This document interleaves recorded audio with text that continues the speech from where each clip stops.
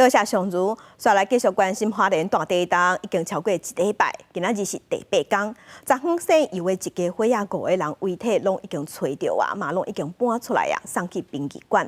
即马要进行 DNA 身份的鉴定。在找到妈妈的时，遗体是老母甲囡仔揽掉的姿势。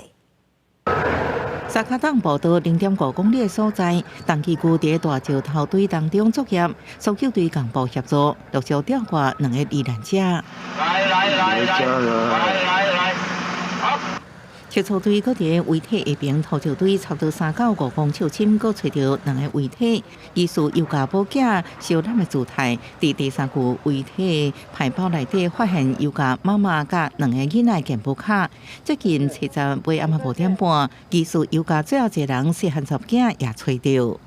前4具收完之后却找不到，后来我们就请巡线员再进来，然后再放手去确认，然后后来他就比较躁动，对，然后后来就是请怪手再挖一下，然后后来就成功再发现。